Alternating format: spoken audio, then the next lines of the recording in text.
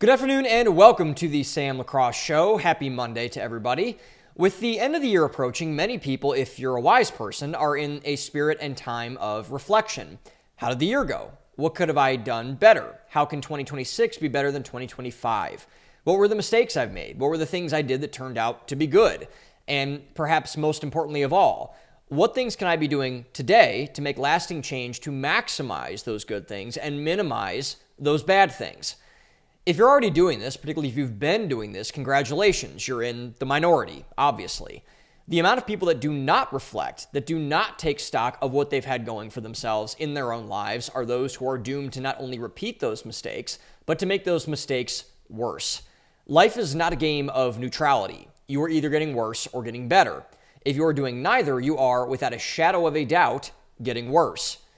And me being me, have spent the large part of the last 6 months actually reflecting on just what 2025 was. My biggest reaction to this year, to use the words of Tucker Carlson, are very simple. What was that? 2025 for me was, if you were to look at it from an outsider's point of view, awful.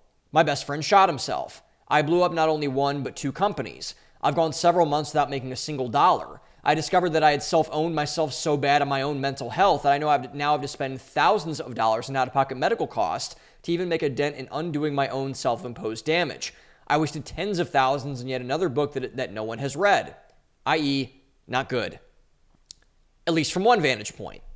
But on the other end, when you take all of the anxiety and worry away, easily my biggest and hardest struggle that I face, 2025 was something else, a year of clarity. In chapter 15 of John's Gospel, Jesus states his final I am statement, a definitive statement of who he is in relation to us. And in this example, Christ calls himself the quote-unquote true vine. You must abide in Jesus, or else you will wither away and be cast into the fire. If I can say one thing confidently about this year, it is that I've been able to come to a firm conclusion about what quote-unquote abiding in Jesus really looks like. I had no idea what depending on God for everything really looked like beforehand. To use Christ's words in that same chapter, apart from him, we can do nothing. And boy, if that isn't true. The amount of times I've been forced to my knees or low on the floor in sheer desperation and humility, completely helpless and unaware of what to do, is truly staggering, to say the least, throughout the entire course of the year. But what's even more staggering is that it's worked. In the words of Elton John, I'm still standing. And most staggering of all, looking back on 2025, easily the hardest and worst year of my life from many perspectives, I still had a pretty good year. Many wonderful things happened. I have so much to be grateful for. And due to that pruning process just discussed, I believe I have sufficient clarity to move forward effectively into this new chapter of 2026.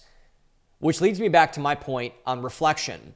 For most of my life, a year like 2025 would have broken me, torn me down to nothing, destroyed what I had left of my ego and self-esteem, whatever those 2 words mean. But now I can simply roll with the punches. So the natural question I've asked myself over the last few years, when my life has gotten definitively harder, is very simple. Why? There are many answers to this question as far as I'm concerned. Getting older and more emotionally mature is certainly a part of it. Having actual perspective on the world does as well, not just stuff I read in books or listen to on podcasts. Being around other men that hold you accountable to be better constantly does as well. However, over the course of the past few years, I have come to understand that there is something deeper at work, something that must happen in order to make those other things happen. On July 2nd, 2023, I published my favorite article I've ever written, simply titled, How to Be Happy. At the time, I didn't believe in happiness. I thought it was a psyop by soft, already made it self-help gurus who wanted to keep their audiences enslaved to buying their books and courses and things of that nature. I believed in things that were less existential and more tangible. Discipline, fortitude, hard work. I was in my Navy SEAL book era, if you couldn't tell. And yet, due to many things going on in my life at the time, I got the sense that as good as all those things are, they weren't enough to live a full life. So I asked myself a question that I would wager everybody else, should ask themselves more often.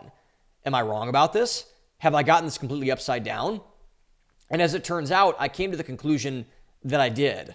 So knowing nothing about happiness or how to become a happy person, I sat down and wrote out a very practical how-to article on how I was wrestling with my happiness, or lack thereof.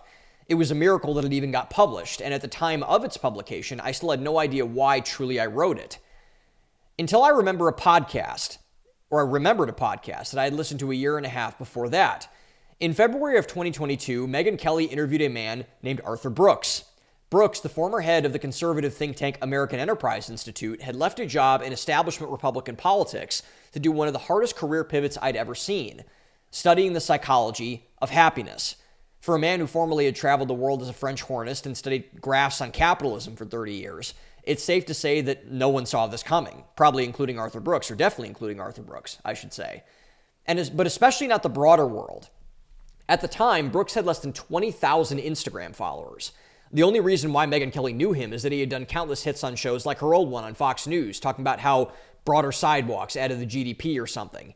He was a dork, a glorified dweeb at the top of yet another DC think tank, destined to be ever confined to obscurity by blowing the dust off of old white papers, like most people in that profession are. I didn't know why I listened to the podcast at the time. As mentioned, I, along with the rest of the world, perceived that there was nothing to listen to, nothing worth hearing, as it counts. But what I can say about Megyn Kelly's podcast with Arthur Brooks is that it completely and definitively changed my entire life. I now count Brooks on my Mount Rushmore of men that I look up to in the culture. He is, in my view, one of the most essential and irreplaceable figures of our time. His following shows that, as it's exploded, his reels and podcast experiences regularly go viral, his social media following is blown to the sky high. More people are wanting more of what he's having, including me, namely, and most importantly, on how to become a happier person. However, there was one thing that Brooks said specifically that reeled me in hook, line, and sinker. Whenever someone would come on a show and talk about happiness, it always annoyed me to the point of fatalistic fantasy. The person would come on some show gallivanting about how much sex they had, how money doesn't matter, and how you need to shout at yourself in the mirror over and over again to convince yourself that you're a person of value. It was annoying because all of it was a lie. The thing that struck me about Arthur Brooks is that this was exactly what he didn't do. The trait that I most respect about people, no matter what they do or who they are, is if or not they tell the truth. They don't lie to me. They shoot straight. The problem with our happiness industrial complex is that almost all of them are liars. They don't tell the truth. They lie to their audiences to make them feel good and compel them to pay them for things they don't need. It's despicable and it's wrong. But not Arthur Brooks. Instead, one of the first things I ever heard him say, the thing that made me start buying what he was selling, was the one thing that no other happiness or self-help influencer has ever had the balls to say. Quote, I'm naturally a very unhappy person. The way Brooks came to his newest calling, to evangelize the philosophy of happiness, was out of a posture of humility. He was not good at anything regarding happiness. He made himself miserable. He worried too much. He didn't think he was good enough. Feeling good did not come naturally to him. As he said these things, I couldn't believe the words coming out of his mouth. It wasn't the science that brought me in. It was the guts, the blatant middle finger to all the liars that had hooked entire generations on cheap dopamine and life hacks. In Brooks's view, which I've adopted basically wholesale at this point, happiness is not a feeling. Instead, it's a practice, just like working out or writing a novel. It does not come overnight or by doing one thing. You have to swing the axe over and over again. It takes work to become a happier person. You cannot willpower your way into it. You cannot force it. You must become it. And as soon as I heard this philosophy on happiness, I was hooked. Which brings me back to my year-end reflection. The biggest thing I would encourage all of you to both reflect on as we end the year and to set intentions as we bring in the new year is the following. Are you a happy person? And if you're not, what steps are you taking to become a happier person? I'll tell you what I was too emotionally unintelligent to tell myself for the majority of my life. Your happiness matters. A lot. It's not just about becoming more physically fit. It's not just about becoming financially secure. It's not just about achievement and striving. Those things matter and by themselves are not bad. But if there is no end to those means, one that satisfies you, gives you purpose, and creates a legacy of fulfillment, then everything you do in your life will lead to an ending defined by bitterness, hollowness, and resentment. And it's my suggestion that you try to avoid this. I know people who have that mentality, and as I'm sure many of you do as well, and they're not very fun to be around. They're the opposite, in fact. They have no joy. Their families don't like being around them. They have a lot of things, but they don't have the thing that everyone wants. Peace in knowing that the life you created was one of your own design to becoming the person who God called you to be. That's why happiness matters. It's not about a feeling. It's about becoming. My article on happiness turned out to be my most popular article I've ever written. It caused men 30 years my senior to reflect on their own lives. It changed the way I architected and structured my own life in radical ways and for the better. Most importantly, I am actually a happier person. It's unreal. This stuff works, but only if you work it. I should note that I, if you weren't aware, am not Arthur Brooks, and thank God for that. Arthur is the expert on this subject and the one you should trust far more than me in studying it. For how to do this from a psychological and philosophical point of view, I recommend all of his articles, books, podcast appearances, and his own podcast, Office Hours. They will enrich and transform your life tremendously, so start binging all of them yesterday, if possible. But since you're stuck with me, at least on this episode, this is going to be dedicated to rehashing my article. It's not science at all, but it's bro science, things that have worked for me that I believe strongly, if applied, can do the same for you. And many of them overlap with Arthur's, to be fair. But they're not strictly Arthur's recipe. I don't want to take away from that or pretend I'm someone I'm not at all. This is simply what's worked for me. So if you deem it appropriate, consider this your first hit of weed at your high school party, your great gateway drug into the broader happiness ecosystem. For me, and what I would suggest for you, the first step in how to become a happier person is very simple. Get a religion with a God in it. Notice two things. This is the first step, and that a religion with a God, capital G, in it. Even though I would very much prefer you to pick the one true religion, Christianity, with the one true God of the one true Bible, Jesus Christ, I will understand that not everyone believes that I believe, even though I wish and pray that you would and do. So until we get there, the most important thing is to at least get that far. The reason why getting a religion with a capital G God in it is the first and most important step to happiness is not what most people, specifically most atheists, believe. It's not a legalistic system or order or structure that goes beyond the pale of a normalized discipline practice. Instead, what a monotheistic religion gets you is something that our world lacks now more than any other resource on the planet. Self-subjugation. And this is not to say, by the way, that you should not, quote-unquote, be yourself or, quote-unquote, stay true to who you are or, quote-unquote, live authentically. It is an important part of being a human to do those things. Don't lie. Don't pretend to be someone you're not. Not just because you'd be lying to yourself and others, which would be bad enough, but that you're always, in any circumstance, horrible at being anyone but yourself. However, to make yourself the center of everything, to go to the other side of the extreme, is delusional and insane. This is the singular crux, in my view, of most people's inability to find happiness. Happiness comes not when you self-obsess, like everyone else in this space tells you to do. Instead, it comes from self-demotion, from removing yourself from the center of your universe as radically as possible. And as you'll see as we progress throughout this discussion, every step towards further happiness is a step away from you and towards something else by design, which is why religion is so important. The difference between a religion and a cult is that religion goes beyond the human. It is designed to organize humans, not elevate them to a place they were never meant to be.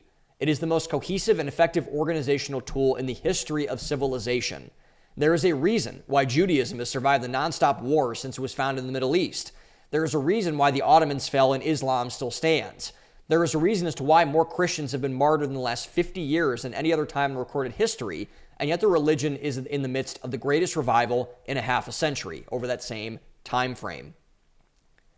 The main problem with the radicalized individualism that the happiness movement teaches, which also is the main driver of our unhappiness, is that it removes you from anything that can take you away from yourself.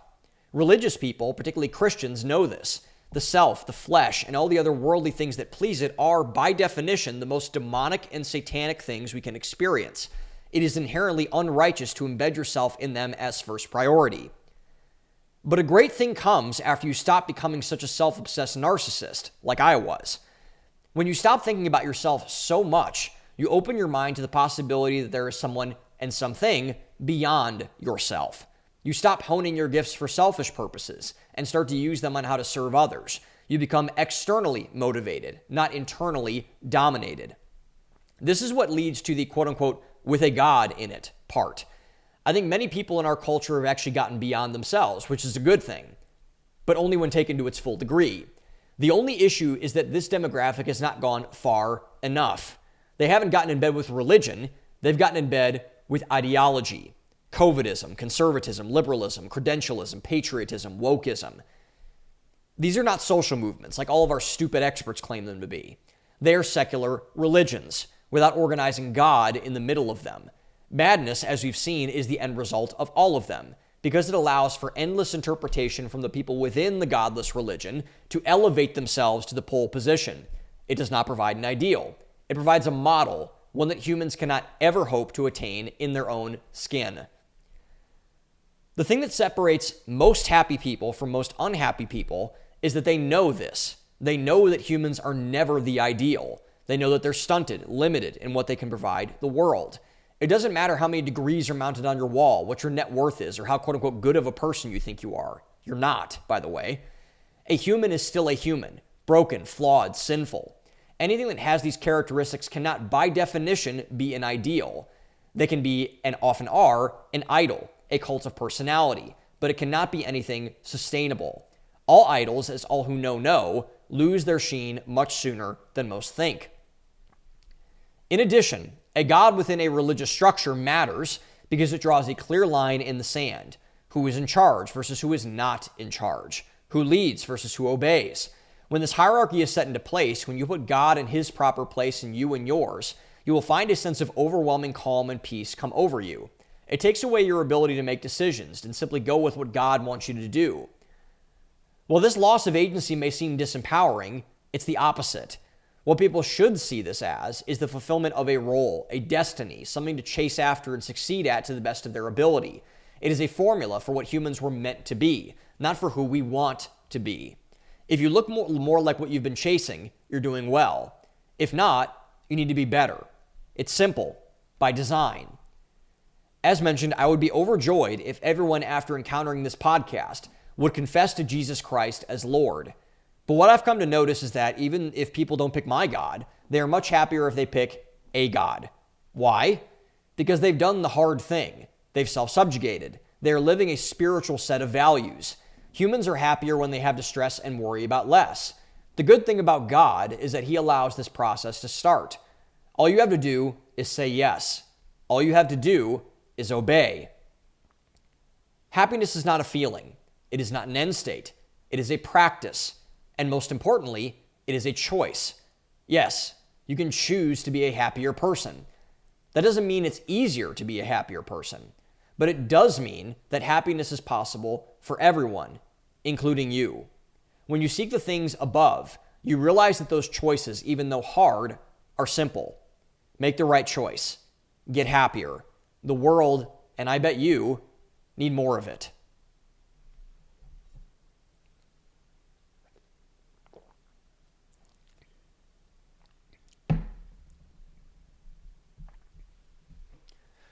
Okay, so step 2 of the Sam Lacrosse happiness formula is to ignore almost everything that is new and adhere to almost everything that is old.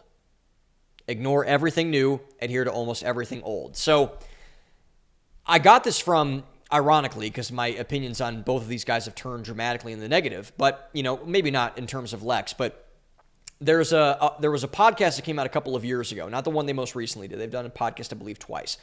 But Douglas Murray was on Lex Fridman's show about 2 years ago, probably, roughly around this time, about two years ago, 2.5 years ago.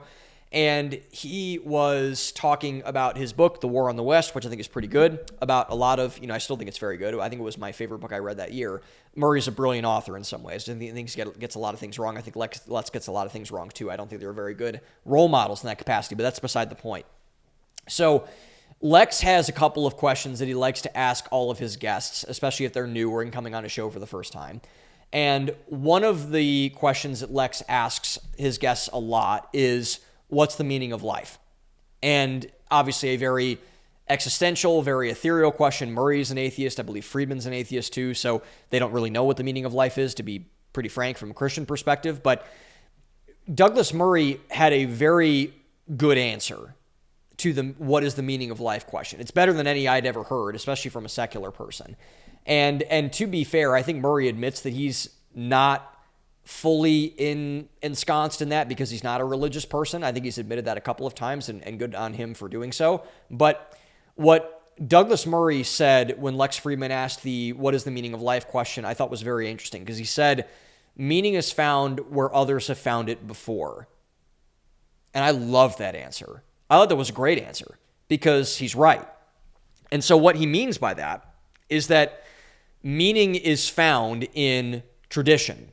Meaning is found in the things that people who were far happier back in the day in some ways, and we have modern medicine and, Advil and things like that can help people, create a lot of better opportunity for themselves. We have the internet, obviously telephone lines, electricity. But in terms of, there was never this existential meaning gap that people had in the past. And it's worth asking the question, in my view, why is that? And I think it was because people had defined roles of where they could find meaning in. They were a religious person. They were a father, a son, a brother, a employee, a business owner, something like that. And there was no finding yourself back in the day. And what happened across society was that to create a successful culture and a successful society, there needs to be a formula to find this meaning in various places. There needs to be a formula for all of that. And so now what's happened, due to a lot of wonderful things like the internet and social media and things like that, a lot of unwonderful things have crept into this discussion of happiness in regards to the meaning question and this question of tradition that we're going to be expounding more on in this segment. But we are constantly flooded today with new ideas, new thoughts, new people, new personalities, new I believe this about this thing, and this is how I should see the world and how you should see the world, whatever. And many of them, by the way, are way too radical and way too stupid for us to even take into consideration and to comprehend. We have a lot of bad ideas out there, lots of bad ideas. And the movement that defined really the era of the past, of all of this new stuff that's come in, was based on deconstruction. This is what the woke movement was. This is what leftism at its core is. It is deconstructing the ways people have found meaning in their past. I'm speaking in broad brushstrokes here, but is deconstructing things like organized religion and marriage and the nuclear family structure and community and local government and the church and everything like that. So with those things all becoming undone by all of these bad ideas, we have destroyed that foundation of tradition in this country, and we have not focused on true conservatism, true values in terms of restoration and construction, building things. We have not built anything in the past at least 10 years culturally. We've only torn things down. And this is really what cultural Marxism is. Cultural Marxism is you take this philosophical concept of Marxism, which basically means everything is a power struggle between the people who have things versus the people who are entrenched and ensconced in power versus those who don't. You have to take out those in power to, liberate the oppressed or whatever you want to call all of these people. And then we take that to the culture. So we take out the church, we take out the family, we take out the institutional structures, we take out everything else that goes in that way. But now, what's interesting about that concept, and really that's what Murray has written quite well about, is this cultural Marxism and cultural deconstructionism. That's what really all three of his books before the latest one on the whole Israel-Gaza thing really took off, was that he focused on the madness of crowds was like this, the war on the West was like this, the strangeness of Europe was like this kind of cultural erosion that we've seen throughout our society for a very long time. But now, I think that era, at least in that context, is over. Woke in its old form, wokeness, leftism, in that form of radicalized blue hair, yelling at people in the street, deconstructionism, it's not dead, because cultural Marxism is not dead. It's just evolving, and we'll see what the next phase looks like, and we'll deal with it then.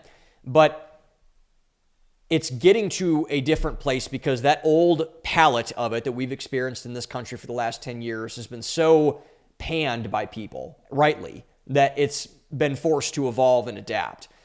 But the important thing is that is a major victory in the war on traditionalism, traditional values, conservative values, truly conservative values, everything that we have in those days. And reality in itself for the first time. There is a counteroffensive happening. And we see this in many ways, particularly with young men. Young men are going back to church in a wide swath of areas. Young men are trending traditional, trending conservative. They now have marriage and family as the top consideration in what's going to make a profitable and a good life for themselves. This is a very, very good thing. Young women have a long way to go on this, but young men, I think that's a very, very good indicator that this surge in re-traditionalism and construction and building things is taking place, which is a very good thing. But that being said, the assault on reality itself is not going to go away. It's not. And these are the reason why the woke is dead people, that is the reason why they're wrong. And so it's not that it's going to go away, it's just that it's going to change. And it's going to evolve and it's going to adapt. We need to be ready and prepared for that. And the question we need to ask now, whenever a new thing comes into mind, whatever that new thing is, and this is how it pertains into happiness, is the new thing being proposed evidently better than the old thing that has worked? You know, Rob Henderson, he has a concept called luxury beliefs. That is a massive deal in terms of, you know, how our current culture works. So Rob has this idea. I've talked to Rob personally several times about this, and he's done a lot of podcasts on this. So check out Rob's Substack and every interview that he's done. It's very worth your time. So Rob defines this concept called luxury beliefs as a opinion that confers status on the upper class, but confers costs on the lower class. It's a new form of modern classism. And I think this is a brilliant concept. It's one of the most brilliant concepts that has really ever been popularized in recent times. So this is explaining this whole concept of traditionalism and why traditionalism matters. Because a great example of this is polygamy. Polygamy is now a big thing where it's like open relationships, open marriage, etc. Okay, then why are all the wealthy people in society overwhelmingly married in a monogamous marriage? Which one's right? The new idea or the old idea that's worked? I would go with the old idea that's worked. So most of the times when you have this question, is the new thing better than the old thing? The answer is going to be no. It's going to be no. And we have lots of data to support this in terms of mental health of young people in the toilet, suicide of young people way up, why people are falling more into cults like QAnon or the Groypers or rabbit holes on the internet or Reddit down, nihilistic Reddit threads or whatever they might be, 4chan, 8chan, whatever, and all of these crazy things on Tumblr with all the trans stuff. And just think about some of the ideas, these luxury beliefs that we've experienced over time. Like the marriage one is a great example of that. Defund the police is another great example of it. Who does that help? Who does that hurt? It helps the person that is a tenured professor at a university who has campus security versus the poor black family in an urban environment who needs the police to keep them safe. Is the choice of 100 genders for young people better than 2 genders? Of course it's not. But there's status points for saying that it is. Is being quote unquote friends with thousands of people on Facebook, is following quote unquote, that's another bizarre word because that feeds right into the cult thing, thousands of people on social media and being followed by thousands of people on social media, is that worth and is that equated to having thousands of real friends in real life? It's not. It's not better than that. But now we have a generation of young people who, a lot of them are very confused. They do think that the internet is real life. They do think that 100 genders are better than 2 genders. They do think that polygamy and sexual immorality is better than being in a monogamous marriage with one person who truly knows and loves you. And this war on tradition, this cultural Marxism that we've experienced in our culture has eroded that foundation.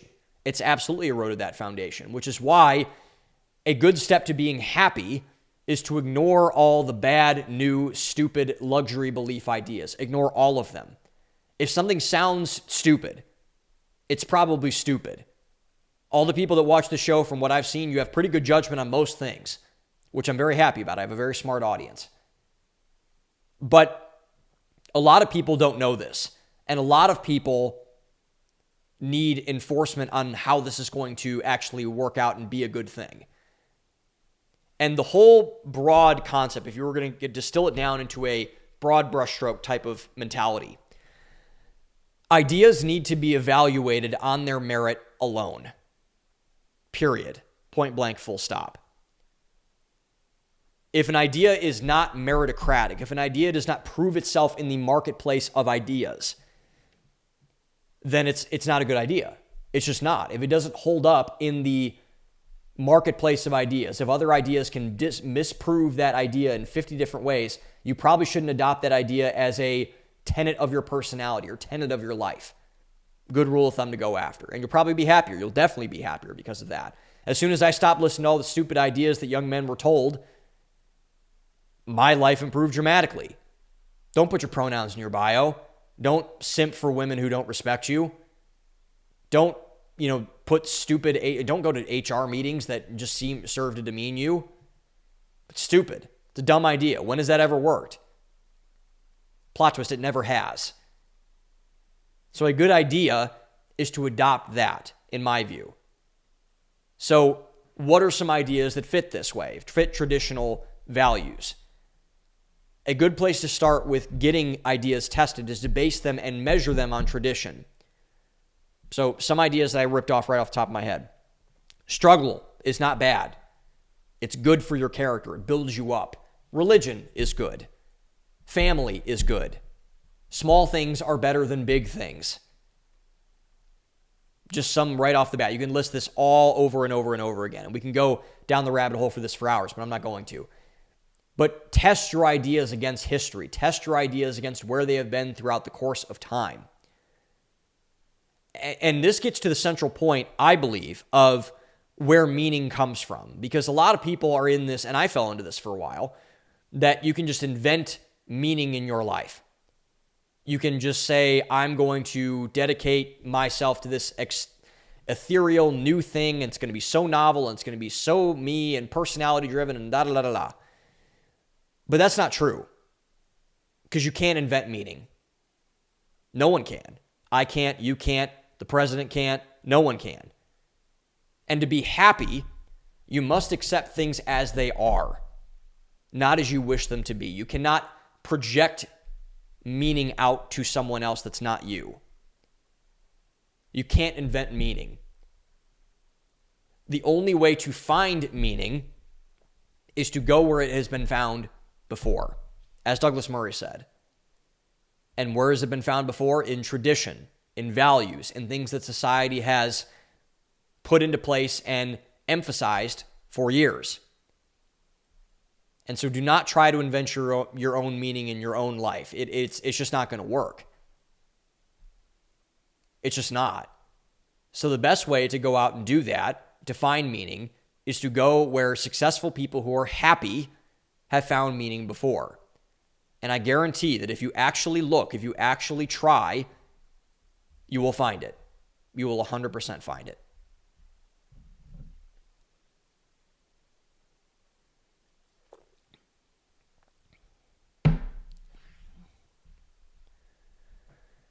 Okay, so step 3 in the Sam Lacrosse happiness formula.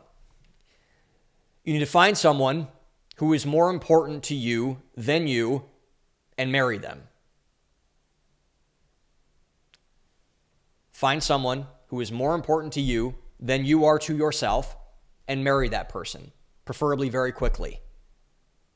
So the biggest culmination of the last 2 steps are, which were obviously find meaning in where people have found it before and get a religion with a God in it.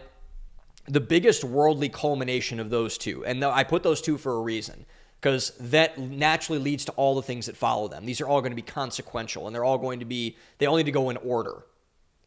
And the biggest culmination of practicing a religion with a God in it, a monotheistic religion with a capital G God in it, and the biggest manifestation of seeking meaning where others have found it before is, without a shadow of a doubt, marriage.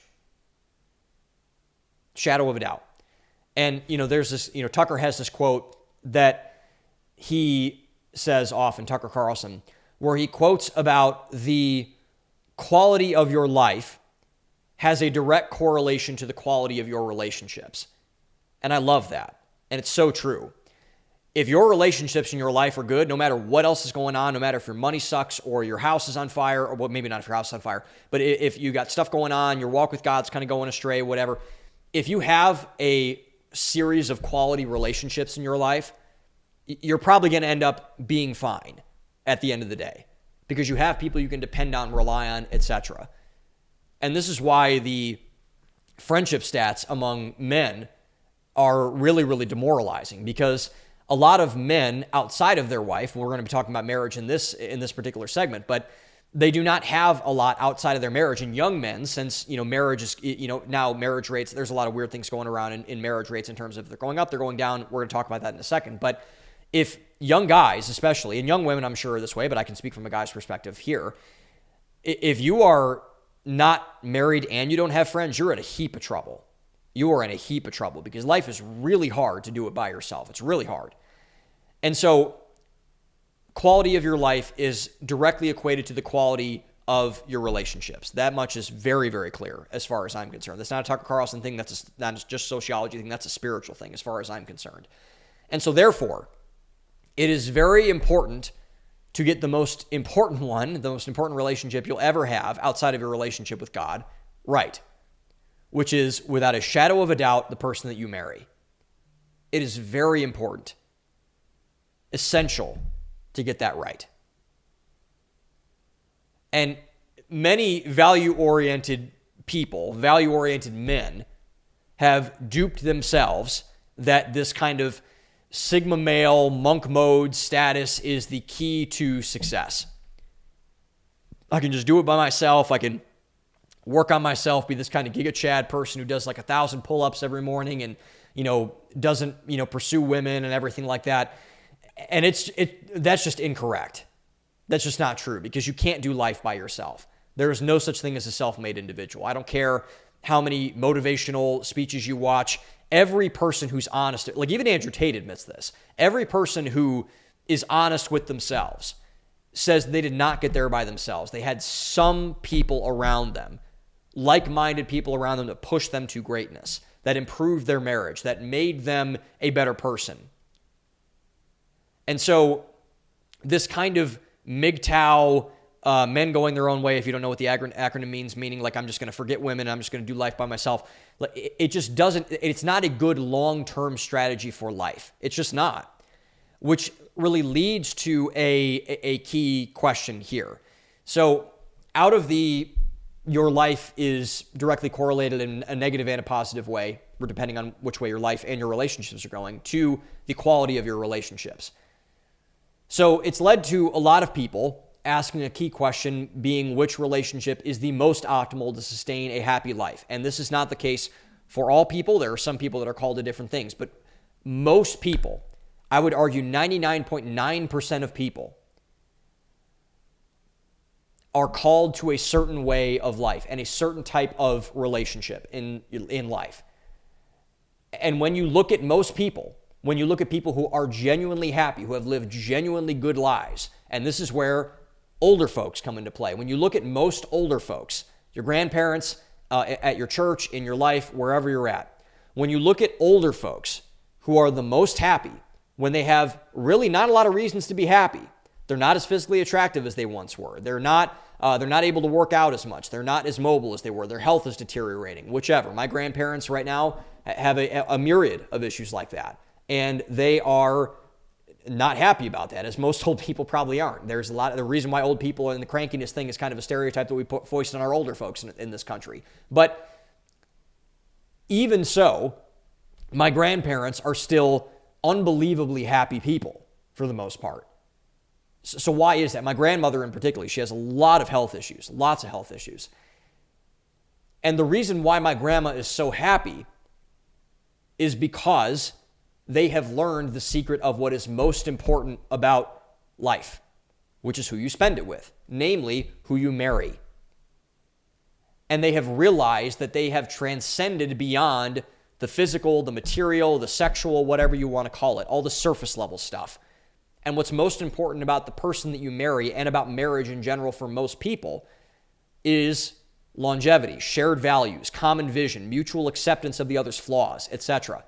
And so reeling this back in, if that is what defines the most important relationship in your life, which I'm 100% confident that is what defines the best relationships in your life and the best relationship in your life. The best vehicle for this, for your merit or for longevity, shared values, common vision, mutual acceptance of flaws, being vulnerable and open with a person. the best vehicle for this by a long shot is heterosexual monogamous marriage.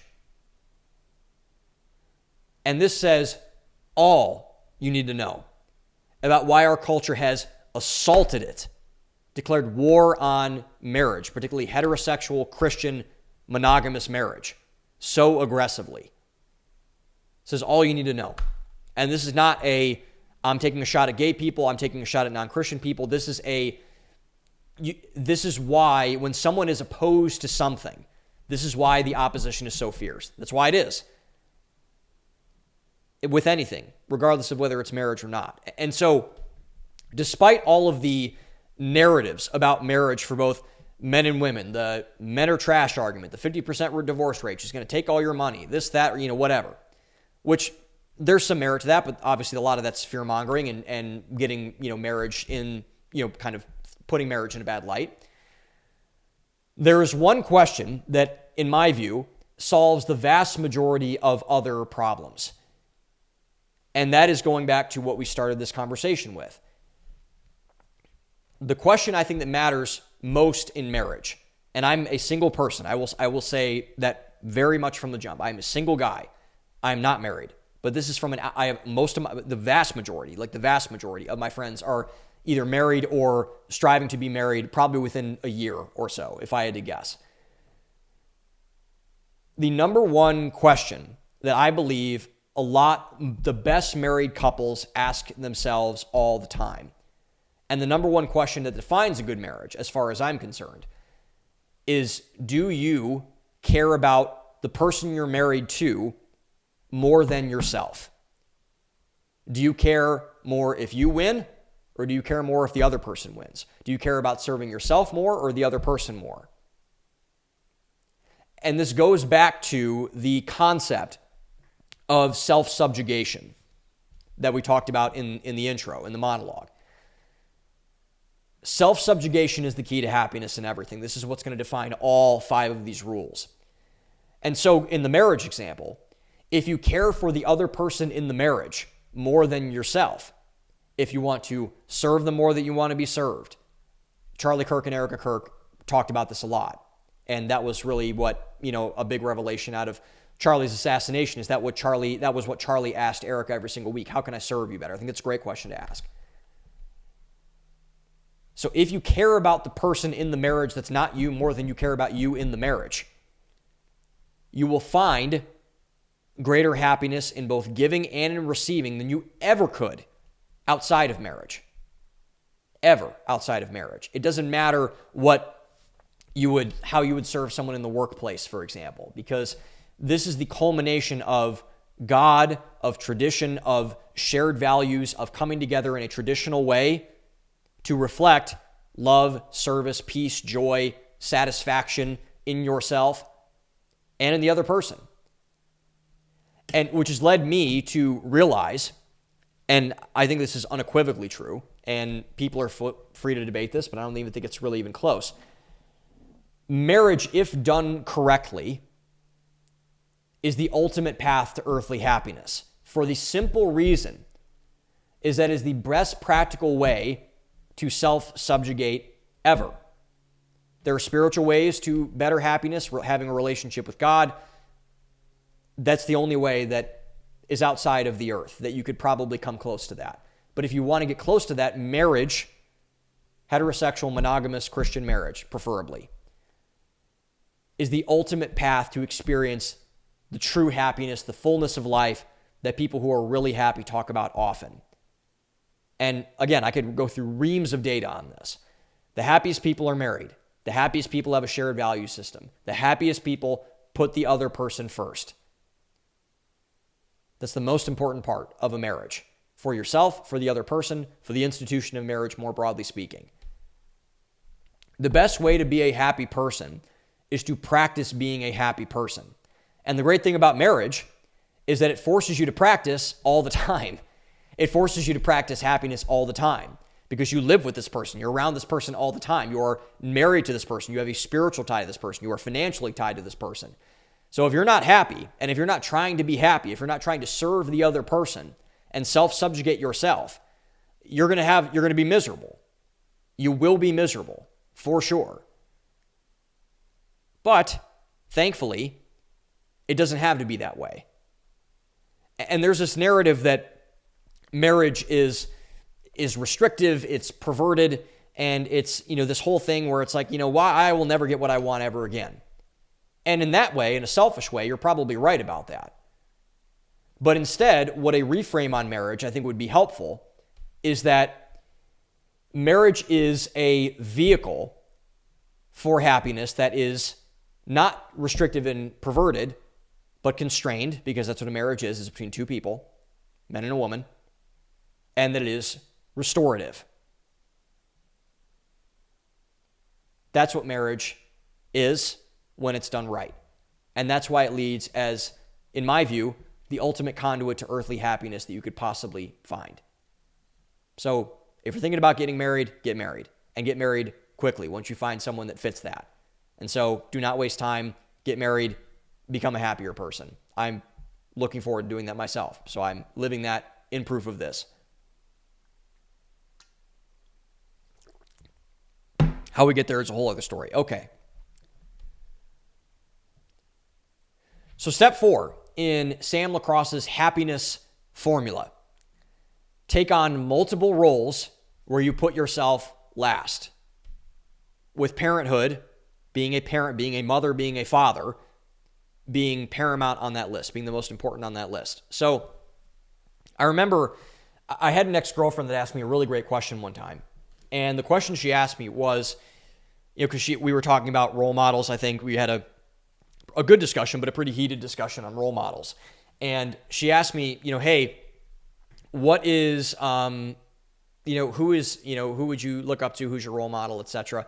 She didn't believe in role models. She had a theological reason for that. I thought that was really interesting, actually. But, I said that my dad was my role model, and my dad is still my role model to this day. I don't look up to any other person more than I look up to my dad, and it will never, ever be that way. But, other than Jesus, but that's a whole different story. But the only, so anyway, my dad's my hero. And so she asked me what I liked so much about my dad, and or what I admired so much about my dad. I like a lot of things about my dad. I admire a lot of things about my dad. But she asked me what I admired most about my dad. I thought that was a really good question because I'd never been asked that question before.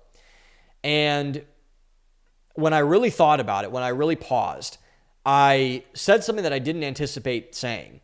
And the thing that I said I admired so much about my dad, and still admire so much about my dad, is that he always put himself last. He never said that I'm going to be the man in this. I'm going to assert myself in this way. Family is under me. I'm the spiritual leader. Submit to me, all this kind of stuff. And that was very helpful and instructive for me. That was very helpful, very instructive for me because it showed my dad's a very happy person, I think. I've never asked him, but I think my dad's a happy person. And so I have no evidence to say that he's not. I think my dad's a really happy person. And I think the reason why my dad is a happy person is because of this concept. He has multiple roles in his work, in his family, in his personal life, that he has subjugated himself and put himself last and has operated out of a posture of humility, of service, of being useful for people. My dad used to tell me this all the time. He said, do what gives you utility. And I thought that was a really interesting way of putting this concept. But Arnold Schwarzenegger has a similar concept. He wrote a great book a couple years ago called Be Useful, which I highly recommend to a lot of people. It was one of my best books that I read all of last year. And it's a very similar concept to that. And so extending off of this, Ben Shapiro had a really interesting philosophy on this, and he called it the tombstone theory. And he said that humans are defined by what they are remembered for after they die, which is obviously true. This is why optimizing for your career or for money is stupid, because your career and your money is detached in the wide majority of cases from your legacy.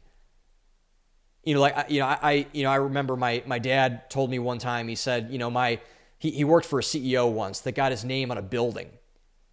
And I kind of thought that was, and I was really young when I heard this. I think it was like maybe 10 years old when I heard this. And I was like, it's kind of dumb. It's like, why would, I don't want a name on my building. Like, why would you optimize your life to get like a name on a building that if someone else buys it, they'll just change the name on the building? Like, I don't get why that was the thing. But it's now as I've matured and gotten more of this in that way, I realize it's about legacy. But money and career are not legacy. They're detached from that. They're things to help fuel your legacy, but they're not legacy in and of itself. And this is why when you look and go to a cemetery, I was at a cemetery a couple weeks ago. I visited my friend Dylan. And what most tombstones do not say is that he got a name on a building or identify as like a pansexual Palestinian Jewish Christian or something. But they say things like beloved husband, devoted mother. I think my friend Dylan says he was a Marine. So he said, dedicated Marine or something like that. He has the logo on his, he got cremated. So he has the logo on his plate that they have in the I forget what they call it, but the statue where they store his ashes. And so what this means and what Shapiro means and what my dad inhabits and what a lot of most successful happy people inhabit, it's not about your identity. It's not about what you claim to be. It's about what you are. Again, we're basing happiness in reality, not in fantasy. So it's about roles and the roles that you fill, not about identities. This is what makes the war on gender roles, for example, so demonic, is that it is an assault on human happiness.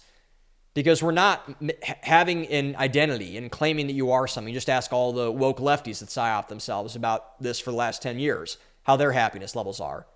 Translation, they're in the toilet, but that's neither here nor there. But the same principle is true. They chose to not inhabit roles. They chose to inhabit identities. And the key to happiness is to do the inverse, to inhabit roles, to not inhabit identities.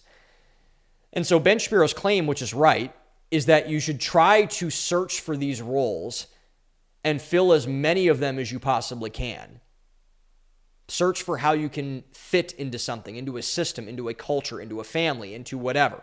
This is why marriage is the way that it is, because marriage gives you a couple of roles right off the bat. You're a husband, you're a wife, you're a soon-to-be father, an eventual mother, etc. And when you really collapse and fold all of these roles down, they all coalesce really around two things for the most part. All the tombstone logic really coalesces around two things: family and children. When you have a family, when you have children, all hedonistic, all selfish desires, all the stupid sports betting stuff that you used to do if you're being a responsible person, if you're truly inhabiting the role, all the getting beers with your buddies every single weekend for X amount of weekends in a row and on Thursdays, all of those things go away. All of those things burn away. And it forces you to laser focus on what actually moves the needle. It forces you to just tremendously optimize for what you currently have making you happy and the roles that you have to fulfill. You have to go to work. You have to get a job. You have to worship the Lord. You have to be a good husband. And so, Jordan Peterson has this great quote where he said that you are not a fully mature person until you have something in your life that matters more than you do. And I think that's it right there. That's the whole shebang as far as I'm concerned. And so maturity comes when you put yourself in a position where you are lower on the totem pole in terms of priority than every other person in your life. It is the ultimate form of self-subjugation, which is why our culture is so anti-child, the antinatalist movement. There is, this children are a parasite, celebrate your abortion, all this kind of stuff. And this is why all of it is so antichrist, demonic, evil, is because now children are being viewed as a disease, a blight on the society, a cancer, and an inconvenience, rather than what they should be viewed as, which is a blessing, pure and simple, full stop. Because no one wants to let themselves down to lift someone else up. This is the inherent selfishness of the human heart. No one wants to lower themselves to elevate someone else. And as a parent, I'm not a parent, but all the best parents I've seen, and I'm fortunate to know a lot of them, they would do anything for their kids. They would go so low for their kids. They would give up everything for their kids if it meant that their kids were a success. Because it would lift another person above themselves. And this is a massive self-own that our culture has undergone with this whole antinatalist stuff, due to the most successful people having children because they have to. The most successful people that you know in your life, I guarantee you they have kids. I guarantee you they have kids because they have to be successful in order to have successful kids. They have to have better jobs. They have to have better careers. They have to have better friends around them to build them up. They have to have a better relationship with God. It is not a want. It is a need for all of those things. And so I've long said, as kind of a joke, but not a joke, the biggest accelerant and hack to self-improvement in our culture is having a family, is having kids. There's nothing else that comes close, as far as I'm concerned. And so this leads into the happiness point of you should never take advice from people who are miserable. You should never do that, particularly if their advice relies upon you joining them within their misery. You should stay as far away from that group of people as you possibly can, as far away from them as possible. And when you do that, you'll become better because you're forced to become better. And the overarching theme of all of this, of kids, of marriage, of this whole happiness discussion, this whole concept of self-subjugation, maturity and happiness fully is when you realize that you enjoy seeing others succeed more than you enjoy seeing yourself succeed. You enjoy serving other people more than you enjoy serving yourself. So when you inhabit roles, particularly with those involving family, marriage, children, church, etc., you will be allowed to seek happiness via fulfilling others, not yourself, by fulfilling others in a way that our culture that is so selfish, that is so narcissistic, that is so self-obsessed, just can't comprehend. They cannot understand. And the reason why they cannot understand is that they are only built off of one principle of serving themselves and not serving others. And that's why our culture is so empty, so vapid, so broken, is because we have a lot of people who understand that, but not a lot of people who understand what serving others means, truly.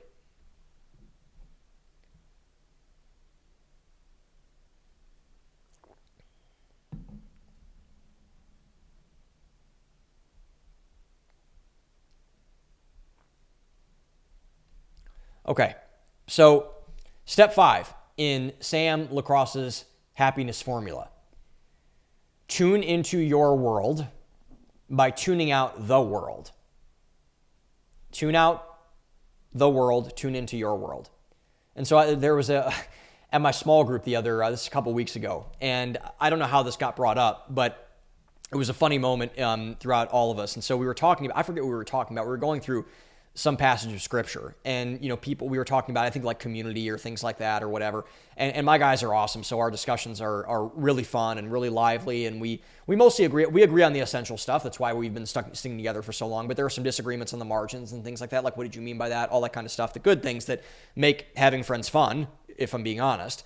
And so there was a comment about that I commented on, and I said, I've been called every single name in the book over and over again. There are very, very few things that, offend me in that way. And I'm not saying that to be like, oh, I don't get offended by anything, like that, not to be that guy. But actually, there are very few things that really get to me in that way.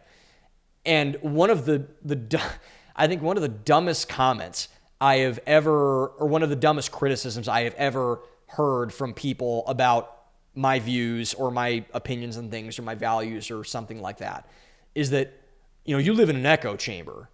You live in an echo chamber. Everyone tells you what you want to hear all the time. You're around all the people that think just like you. And I'm like, yeah. That's kind of the point. Isn't that the point? You don't want to live in conflict all the time. You don't want to be around people who hate your guts. You don't want to be people who are not around people that are not sharing in your values. And if that's what a quote-unquote echo chamber is to this demographic of people, then yes, of course I live in an echo chamber. Of course I do. Because every sensible person lives in an echo chamber. Every single one. Every single one. Because that is the way that you know you're living out your values when the world comes into alignment with those values. When your world comes into alignment with your values. When people think that they are aligned. That's one thing I can say about my life. I've had a rough year. But my life is aligned, man. Nothing is out of place, I feel. There's nothing in my life that I would say, oh, that's really toxic, it's dragging around the rest of my life. Everything is moving in the same direction. Does that mean we agree on everything? No. Does that mean we believe all the same things? No. But does that mean that the values that we hold are all aligned? Absolutely. Every person in my life, there isn't a single person that I'm close to in my life that is not aligned closely with my core values. I've cut all of them out. And I would encourage you to. This is not cut off people thing. No. This is saving yourself the headache of dealing with people who are not aligned with your fundamental principles in life. Because your happiness matters. And your happiness comes from a value system, a shared value system that you have with other people. And most never know this. Most people never get this. Which is why most people never have an identity. Which is why most people who fall into this demographic, all people I would argue in this demographic, are never happy. And they never have a shot of being happy. And this is why I wrote and ran my books and my businesses on value economics. Where is this book at? It's right here. That's why I wrote this thing. I wrote value economics because I was fortunate enough and blessed enough to realize at a very young age, 22 years old, 6 years ago now, that you must form a worldview to see any meaningful progress in life. Steve Day says this all the time. Worldview is destiny. He's absolutely right about that. But you also must pursue it actively. So there's a difference. Worldview is I have a value system and I have an ethereal sense of what my values are. That's great. That's good progress because a lot of people don't have that anyway. But if you are not pursuing your values in the world to curate your reality so that your reality reflects your values, you will never achieve the peak happiness that other people who actually do that achieve. Never. You don't have a shot at it. Because people with ideas, but nothing to prove their ideas, don't get anywhere. I'm not a theorist. I'm a practitioner. I would encourage you to be a practitioner, not a theorist. Because if you don't practice what you preach, then why are you preaching it, especially to yourself in your own life? It doesn't make any sense. And I think all mental health issues are a result of this. Or not maybe all mental health issues, but a wide majority of the mental health issues, especially the anxiety and depression people, they are a result of this. Of thinking very strong things, but acting very weakly about those things. This is why, again, the wokeism and leftism thing, it doesn't work. Why? Not because, people with blue hair are inherently bad. They're not. But they love to yell. They love to scream. They love to hate everything that's traditional. But they do nothing about it except for yell and scream and act like a toddler, a child. They think strong, but they act weak. And this is not a political issue, by the way. There are a lot of people on the right that do this. The Groypers do this. They think strong, but they act weak.